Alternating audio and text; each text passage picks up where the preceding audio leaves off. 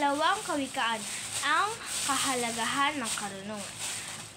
Aking anak, ang mga pangaral ko ay dinggin mo, at ang aking mga utos, ingatan nga at sundin mo. Ang pakikinig mo ay ibaling sa wastong karunungan, at ito ay isipin ng iyong maunawaan. Pagsikapan mong hanapin ng tunay na kaalaman. Pag-unaway pilitin mong makita at masumpungan kung ito ay parang pilak na iyong hinahanap at tulad ng ginto na iyong miminahid. Malalaman mo kung ano ang kahulugan ng paggalang at pagsunod kay Yahweh.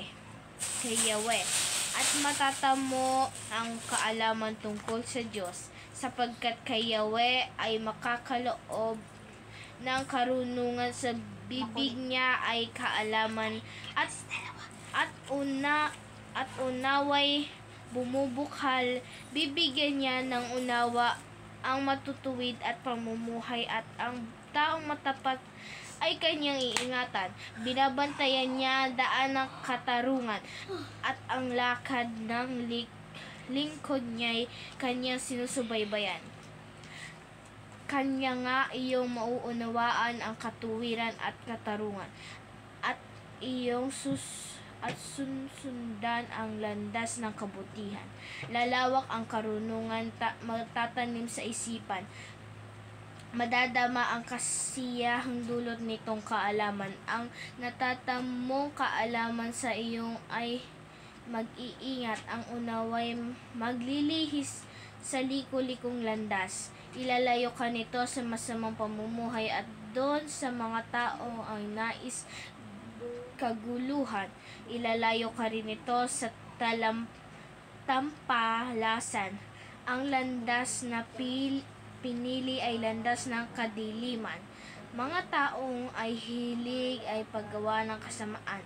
Ang kanilang kasiyahan ay pawang walang kabuluhan. Sa ugali taglay nila, di maaasahan. Sila ay hindi tapat, hindi makakatiwalaan.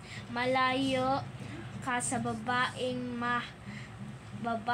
mahalay, at ang kanyang pang-aakit ay hindi ka maakay. Siya ang babaeng hindi tapat sa asawa. Ang sumpaan ay altar ay binaliwala niya.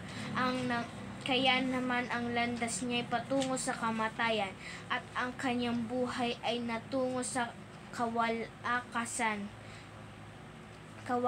Sino mang maakit niya ay tuluyang natatangay at hindi nakakabalik ng maayos na pamumuhay.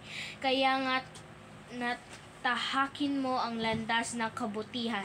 Huwag itong hiwalayin hanggang hininga ay mapatid. Pagkat ang mabuting tao ay magtatagal sa daigdig. Ang mga buhay na dapat ay hindi matitinag. Ngunit ang masama sa lupa ay mawawala. Bubunutin pati ugat ng lahat ng madaraya.